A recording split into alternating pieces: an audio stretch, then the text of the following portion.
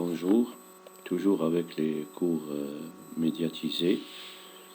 Aujourd'hui, tu vas apprendre comment comprendre un texte. Notre slogan est toujours j'aime bien les études, j'aime bien la réussite et j'aime bien le succès.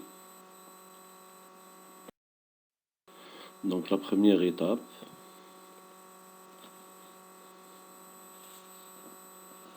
tu vas lire le titre, comme si tu inhalais ta mort. Tu vas clarifier des mots, tu vas élaborer des idées, tu vas formuler des questions et tu vas déduire des inférences logiques.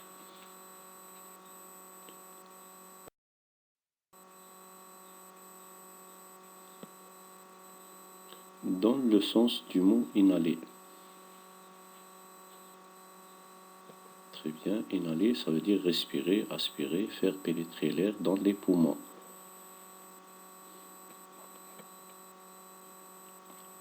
Quand tu emploies ce pronom personnel, le tu, quand est-ce que j'emploie, ou bien quand est-ce que tu emploies ce pronom personnel? Très bien, lorsque je parle avec une personne, lorsque je m'adresse à mon ami, j'aborde un camarade, je discute avec lui, lorsque j'interpelle directement quelqu'un, donc je le tutoie, vu son statut et la relation que j'entretiens avec lui. J'emploie le pronom personnel tu, lorsque je parle avec une personne. Maintenant, dans le sens du mot mort. Mort, ça veut dire décédé, décès du verbe mourir. Donc, quel est le sens que tu peux dégager du mot mort? Très bien, c'est le danger, c'est une menace. Comme tu inhalais ta mort. Donc, le titre, c'est comme tu inhalais ta mort. Donc, inhaler, ça veut dire respirer, faire pénétrer l'air dans le poumon. Et cette inhalation, c'est la mort. Très bien, maintenant, toujours avec le titre, comme si tu inhalais ta mort. Qui est l'énonciateur de cette expression? Qui a annoncé cette expression? Très bien, peut-être un membre de la famille, un ami, un camarade, un médecin. À qui s'adresse-t-il? À qui parle-t-il? Qui est le destinataire? Peut-être le père qui parle à son fils, peut-être le frère qui parle à son frère ou bien à sa sœur, peut-être quelqu'un qui parle à son ami, un camarade, un patient. Donc le destinataire, il peut être un frère, une sœur, un ami, un camarade ou bien un patient. Que fait le destinataire pour que l'énonciateur lui dise cette expression? Très bien. Il fume, peut-être il fume des cigarettes, il inhale une drogue, une autre chose. Pourquoi le destinataire inhalait cette chose? Combien de fois il a inhalé cette chose? Est-ce qu'il le fait par sa volonté? Peut-être il imite les autres. Il l'a fait une fois ou plusieurs fois. Il inhale par sa volonté. Est-ce que le destinataire est conscient du danger de son acte? Est-ce qu'il est conscient de ce qu'il fait? Peut-être il est conscient, peut-être non. Quel est le point de vue de l'énonciateur? Il est contre, il refuse cette inhalation qui conduit à la mort du destinataire. Comme si tu inhalais ta mort. Peut-on respirer la mort? Que veut dire l'énonciateur au destinataire? Qu'est-ce qu'il veut lui dire? Quelle est son intention? Il veut l'empêcher, il veut l'avertir, il veut le prévenir, peut-être il le menace. Que penses-tu de l'énonciateur? Je pense que l'énonciateur est un bienfaiteur parce qu'il veut faire du bien et empêcher son ami qui fait du mal. Très bien. Quelle est la relation que tu peux établir entre le mot inhaler et le terme mort? Très bien. Inhaler représente le fait, l'acte, et la mort représente la conséquence de cet acte, ou bien de ce fait. Pour convaincre le destinataire, quel est le vocabulaire que l'énonciateur va employer dans son discours? Très bien. Il va employer un vocabulaire péjoratif, puisque dans le titre, on retrouve le mot mort déjà.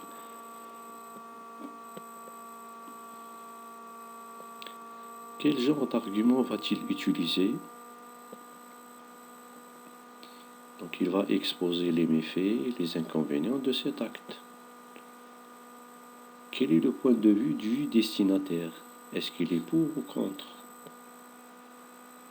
Peut-être il est pour, peut-être il est contre. Donc combien de points de vue tu vas retrouver dans le texte? Peut-être on va retrouver 2 points de vue différents.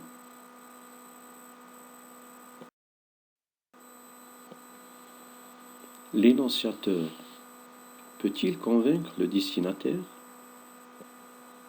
Peut-être oui, peut-être non. Est-ce que le texte se présente sous forme d'un dialogue? Peut-être.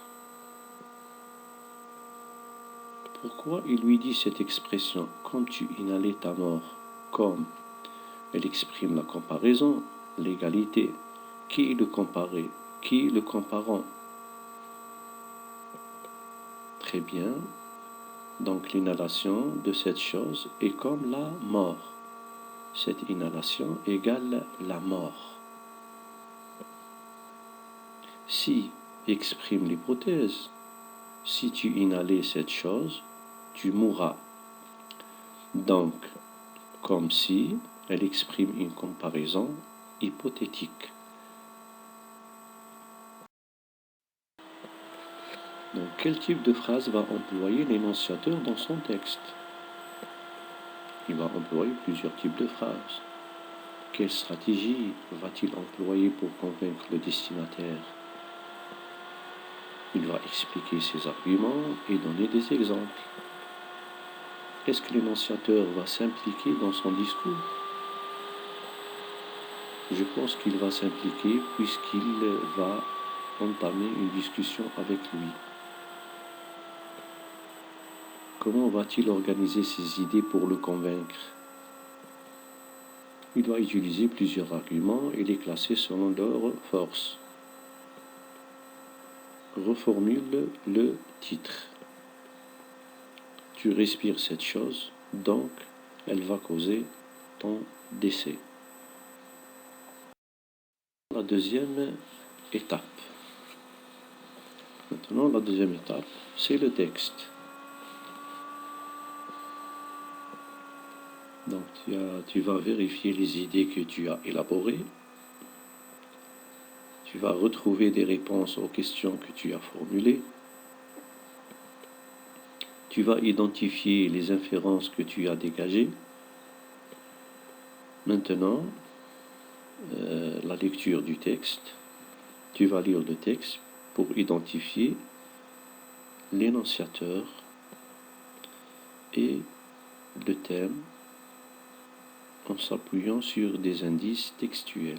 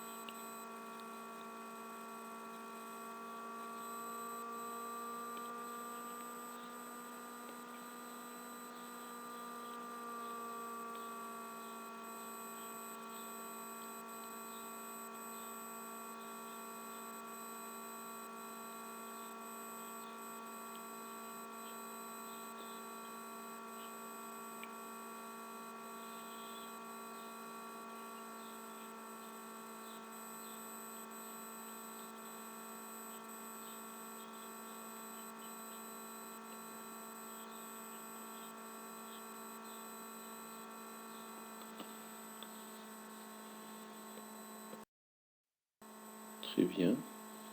Donc l'énonciateur, c'est l'organisation non gouvernementale internationale. Le thème du texte est la combustion des déchets ménagers à ciel ouvert. Donc les indices qui montrent que le texte il expose le thème de la combustion, on a retrouvé la combustion des déchets en plein air, l'incinération, les décharges en plein air, les sites d'incinération, fumée de combustion, le brouillard, la cendre,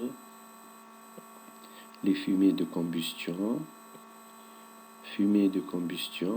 et des sites de combustion.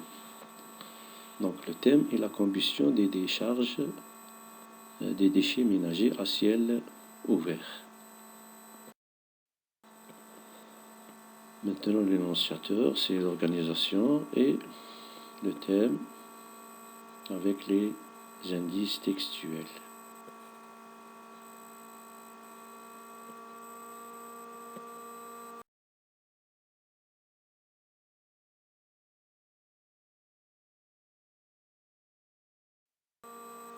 Maintenant, relève l'expression dans laquelle l'énonciateur expose son point de vue. Tu vas relever l'expression dans laquelle l'énonciateur expose son point de vue. Et tu vas reformuler le point de vue de l'énonciateur.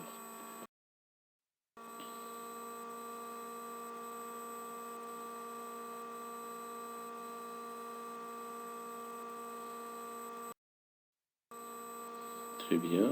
Donc, dans la première partie du texte, l'énonciateur expose son point de vue. La combustion des déchets ménagers à ciel ouvert est une pratique dangereuse qui ne respecte pas les lois environnementales et sanitaires destinées à protéger les personnes.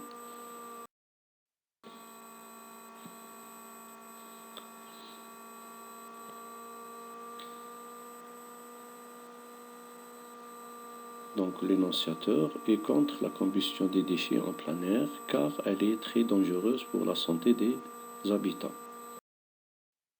Relève l'expression que l'organisation a utilisée pour montrer la gravité de la situation.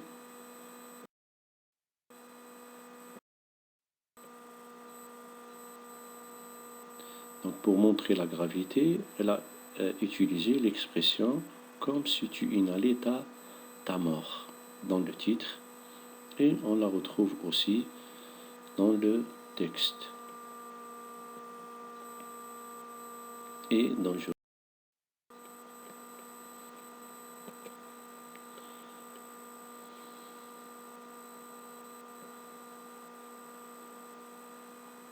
Maintenant, à qui renvoie le pronom tu dans l'expression comme si tu inhalais ta mort? À qui renvoie le pronom tu? Il renvoie à toute personne habitant à proximité des sites d'incinération. Il renvoie à tout le monde. Relève maintenant les arguments que l'organisation a exposés pour renforcer son point de vue.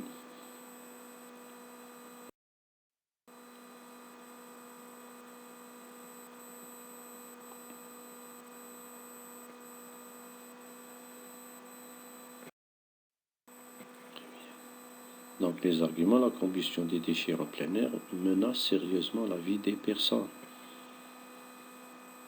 Des études scientifiques ont montré les dangers de l'inhalation fréquente et prolongée des très fines particules. C'est comme il y avait du brouillard, on a du mal à respirer, on trouve de la cendre dans notre salive, c'est la mort que nous respirons. Les familles ont affirmé qu'il était très pénible sur le plan psychologique de ne pas savoir les dangers de cette inhalation. Et un des aspects les plus alarmants de cette crise est l'absence presque totale d'informations adressées aux habitants sur les risques.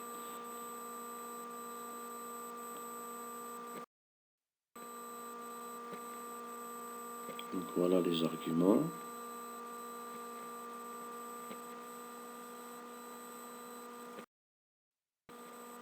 Maintenant, quelle est l'intention de l'énonciateur? Relève le passage dans lequel il exprime clairement son intention.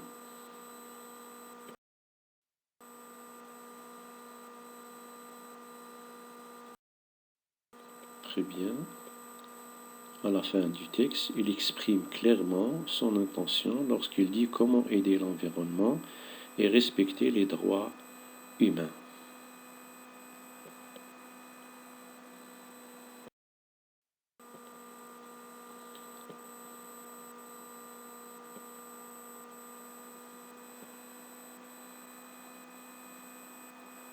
Donc l'énonciateur veut sensibiliser les personnes habitant près des sites de combustion des déchets. Il veut les avertir des effets néfastes des fumées sur leur santé. Il veut inciter tout le monde à agir, à trouver des solutions. Le passage, on retrouve le passage à la fin du texte, comment aider l'environnement et respecter les droits humains.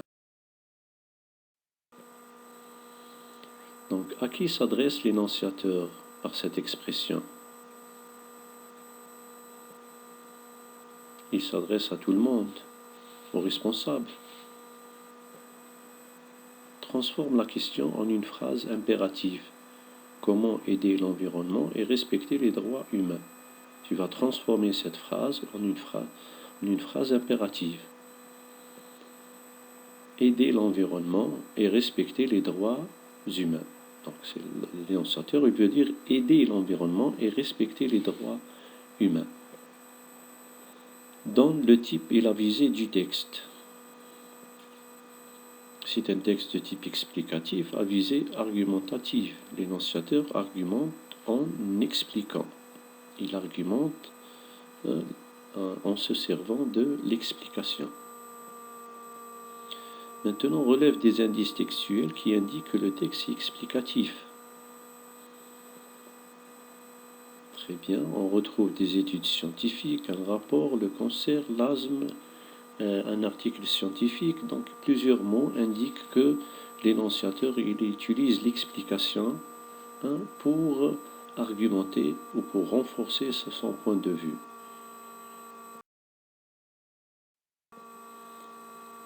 Relève le vocabulaire que l'énonciateur a employé et indiquer la nature de ce vocabulaire qu'il a employé.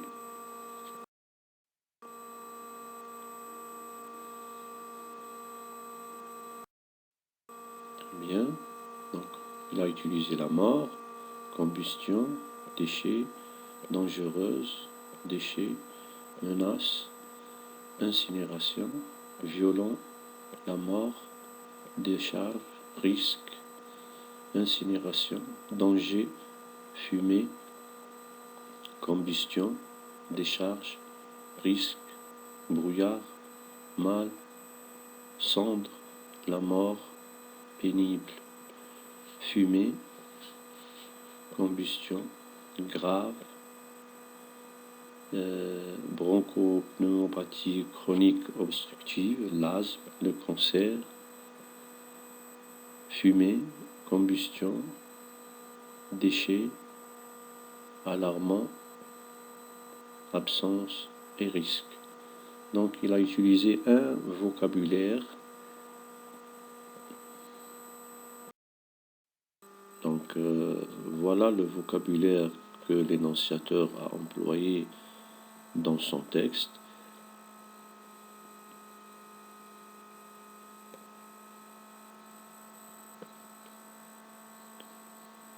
Donc l'énonciateur a employé un vocabulaire péjoratif. Et quelle est son intention? C'est pour convaincre les destinataires en leur prouvant la gravité de la situation. Il veut faire prendre conscience, il veut avertir les gens, il veut mettre fin à cette pratique, il veut inciter à identifier le temps dominant, puis justifie son emploi.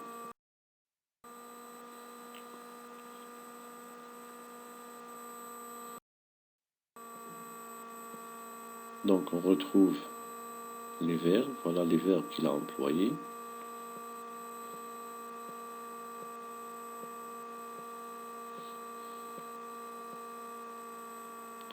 Donc, à partir de ces verbes,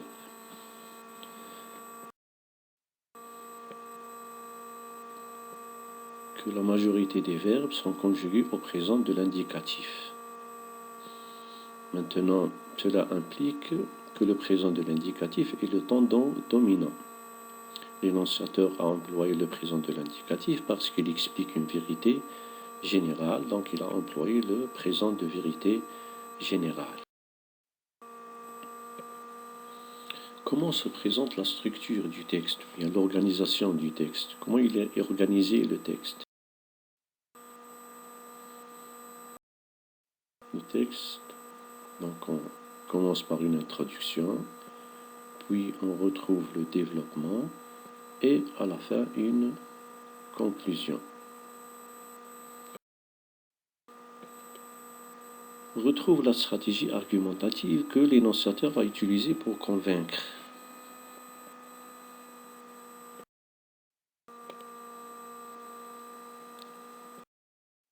Pour convaincre le destinataire, l'énonciateur a employé une déclaration d'un rapport d'une organisation mondiale. Il a rapporté les études scientifiques. Il a rapporté le témoignage d'un personnage, d'un habitant. Il a rapporté les déclarations des familles. Et il a rapporté la déclaration du directeur du bureau de l'organisation. Donc, il a utilisé cette stratégie. Donc, il a utilisé cette stratégie pour convaincre le destinataire. Donc, il a utilisé la déclaration de cette organisation, le rapport, les résultats des études scientifiques, le témoignage d'un habitant, c'est la mort que nous respirons, le témoignage des familles qui affirment la souffrance psychologique et la déclaration du directeur de l'organisation. Aspect alarmant. On relève les indices textuels qui montrent que l'énonciateur est impliqué dans le texte. Très bien. On retrouve le tu dans le texte. Lorsqu'il utilise le tu, donc il interpelle directement le destinataire, et à ce moment-là, on peut dire qu'il est impliqué directement dans le texte.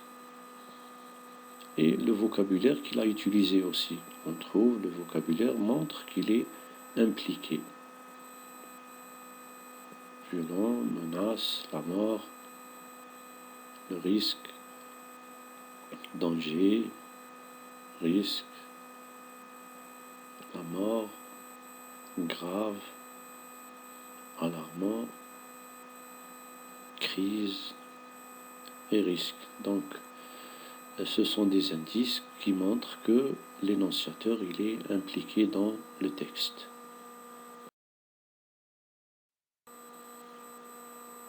L'intitulé du rapport est « Comme si tu inhalais ta mort ». L'énonciateur interpelle le destinataire par l'emploi de la deuxième personne en lui adressant la parole, ce qui prouve qu'il s'implique directement d'une manière explicite dans le texte.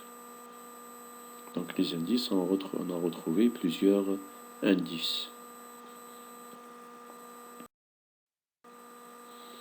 Identifie les types de phrases que l'énonciateur a employés et justifier leur emploi. Donc, les types de phrases qu'il a employés. Donc l'auteur a employé différents types de phrases. Il a employé d'abord des phrases déclaratives, plusieurs phrases déclaratives. Voilà les phrases déclaratives qu'il a employées. Donc, il a employé aussi une phrase interrogative à la fin de son texte. Il a employé aussi le discours direct lorsqu'il rapporte la déclaration de l'organisation dans son rapport. le discours direct, la déclaration d'un habitant et la déclaration du directeur du bureau de l'organisation. Il a employé aussi le discours indirect lorsqu'il a rapporté les déclarations des familles.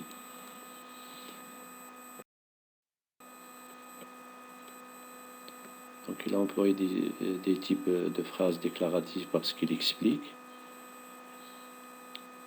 On a vu des exemples dans le texte. Il a employé une phrase interrogative à la fin du texte pour inciter indirectement les destinataires à agir.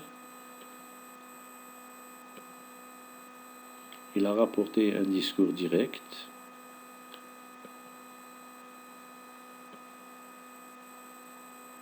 Et il a rapporté aussi un discours indirect.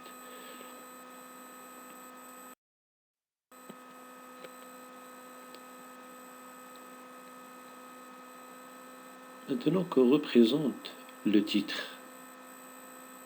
Maintenant, tu as compris le texte, tu as analysé le texte. Donc, que représente le titre du texte?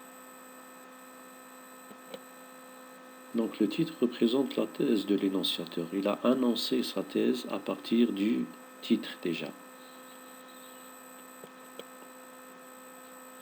Relève du texte le mot que l'énonciateur a employé pour remplacer l'expression de la combustion des déchets à l'air libre. Il a utilisé une expression pour remplacer la combustion des déchets. Très bien, c'est l'incinération. L'incinération, c'est-à-dire la combustion des déchets à plein air.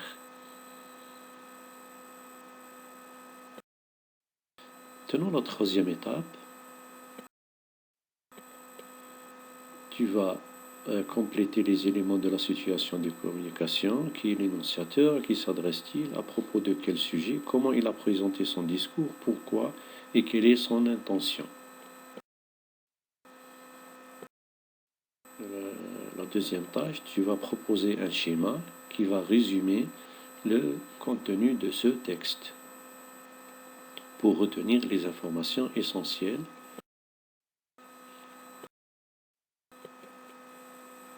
Et tu vas aussi proposer un titre, un autre titre attractif. Tu vas produire une phrase qui exprime l'idée de l'énonciateur et tu vas dire est-ce que tu partages le point de vue de l'énonciateur ou non? Est-ce que tu es d'accord avec lui ou non? Maintenant, tu vas créer ton propre texte en parlant des déchets. Donc, le site de décharge des déchets est devenu un vrai problème inquiétant. Tu lances une campagne de sensibilisation en utilisant les nouvelles technologies de communication. Tu exposes des arguments pertinents pour convaincre les destinataires des dangers que peut engendrer ce site en proposant une solution à la fin de ta production.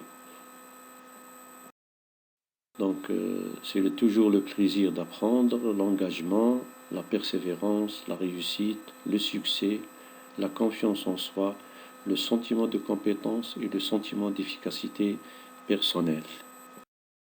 Je vous remercie pour votre attention et je vous souhaite la réussite et le succès.